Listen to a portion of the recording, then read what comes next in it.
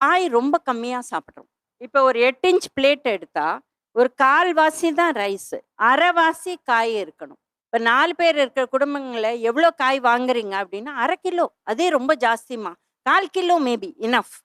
But ஒருத்தருக்கு உங்களுக்கு 150 grams தேவைப்படுதோ, ஆர் 200 கிராம்ஸ். ஏன்னா, ஒரு வெண்டைக்காய் நீங்க வந்து வேக வச்சா இத்துணூண்டு ஆயிடும். கரெக்ட். கீரை பண்ணா இத்துணூண்டு ஆயிடும். So you need half a plate of vegetable or double the quantity of vegetable as your rice. எண்ணெயை குறைங்க. 3 டீஸ்பூன்ஸ். எக்ஸசைஸ் பண்ணுங்க. de-stress. நிறைய பேருக்கு கொலஸ்ட்ரால், ட்ரைகிளிசரைடு ஏறுறது ஸ்ட்ரெஸ்னால. ஒரு போர்டு ஸ்ட்ரெஸ்னால இது. எக்ஸாம் குழந்தைக்கு வருதுன்னா பேரண்ட்ஸ்க்கு கொலஸ்ட்ரால் ஏறுது. குழந்தைக்கே ஏறுது. ஸோ ஸ்ட்ரெஸ்ஸை குறைக்கணும்.